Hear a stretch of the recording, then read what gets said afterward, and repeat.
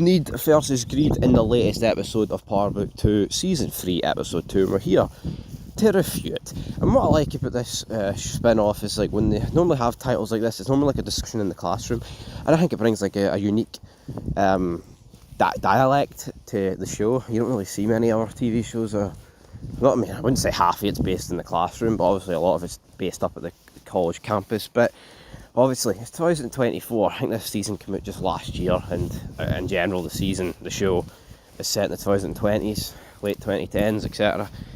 And I'm just beginning to notice how much more woke it is than the original Power. And it's like you've got Braden with the new secretary woman. She's like, "Oh, you're not one of those Make America Great guys again," and Braden's like, "No, they're the guys that fucked everything up in the first place." Right, hold on here. So Donald Trump's the guy that fucked up everything in the first place. I mean, they not know their history. I mean, look at Joe Biden. You know, back in 1994, talking about racial jungles and doesn't want schools to mix. Trump's never come out and said anything like that. The Republicans also abolished slavery. They want to forget about that. It's like the woke agenda is so clear in this show, man. And it's just like constant, oh, white lives, oh, white privilege, man. Oh, Black Lives Matter, all this and Tate, and like, it's actually getting a bit tiresome watching it. That's what I loved about the original Power. And that was what I was fearing actually before I watched it. I was like, first season out in 2014, ends in 2020. I wonder how woke this show's going to be. And you know what? I don't even think Power was woke. Now, did it go in to a bit of like white privilege and all that stuff? It did, but I think it did it in a great way. And I think this show has done it in a decent way in some aspects. But I'm honestly tired of like the constant painting of the white man into being a bad look. And I think it's just so hypocritical. You've got like Tyreek and other like black students and other black characters who constantly talk about like white privilege. Like Tyreek's like, oh, painting another innocent black man is guilty, and it's like, no, hold on, Tyreek, you're actually they're committing all these crimes. So I think it actually just makes like the black community look worse. Like, you've actually got like a character in the show saying, I'm innocent, didn't do any of this, and he did all this. And it's like all the like negative stereotypes that they're trying to like get themselves off of. It's like they're doing that in the show, and it's like, I get it, it's a show about power and drugs and money and drug dealing and all that murder and shit, but it's a wee bit funny the way they're going about their business. Yeah, enough about it, guys. I mean, I could talk all day about how woke it is, and it's the 2020s. Everything's woke. Everything's about diversity and forcing characters down your throat. Like, I mean, you can barely even find a white character in this show, let alone a good one. Like, obviously you've got Sax in it, but it's like the only actual one, if we're being truthful about it. So it's a bit weird to see it, because but even like the original Power show, there wasn't like a whole host of white characters. Like, most of them, like, but see, if it's done right, and it actually ain't woke, I don't actually think it's even that bad. But I just think with Power Book 2, it's so much more woke. Like, compare it to Power Book 4.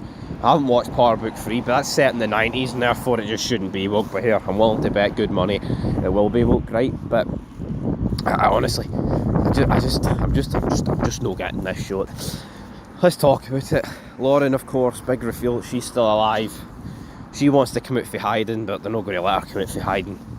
Sort of pish and dough. Braden gets Tyreek a job being like an intern at his father's business. Again, there's more, a bit of woke here. You've got Trace saying, oh, we're going to start celebrating Juneteenth now, obviously, which is a black holiday in America. But I don't know, I really like this franchise and I really like this show, but I hate everything that's woke. But I think we just need to accept everything's going to be woke, man. Well, Hamza, like I said, Braden sleeps with the woman secretary because he says he's not America great again guy. Brilliant.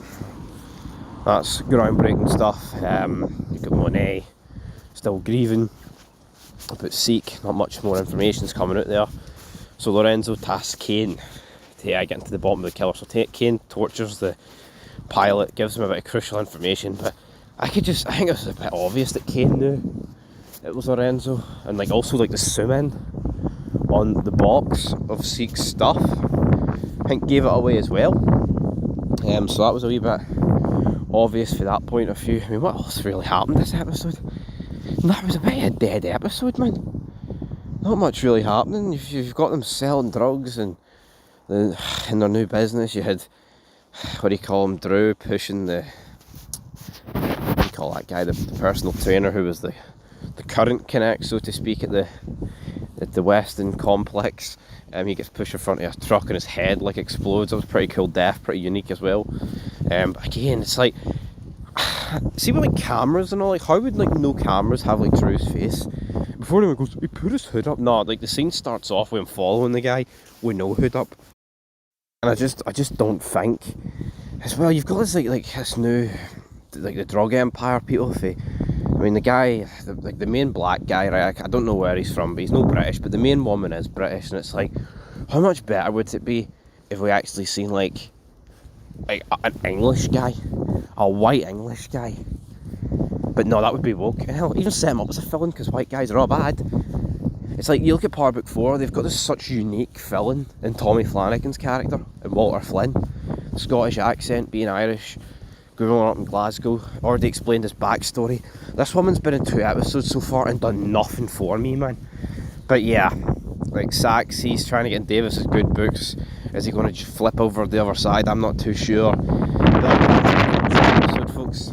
Like, Kane at the end leverages the whole secret with Lorenzo in order to get, you know, the Connect set up through him. So yeah, looks like they're going to survive, all the jobbers. And if it's a bit windy, I'm sorry, I'm outside talking about Power Book 2, folks, that's how good it gets. But anyway, leave it down below. Yeah, 5, I think this season started off a bit bland, if I say, but what I like about Power is, like, I think you can get a bunch of poor episodes, but when they want to produce like a big finale, or like an episode in general, I think they can deliver. There are some shows that just don't know how to build up episodes properly, but this show does. So, but anyway, it's a 5 out of 10. Until next time, peace.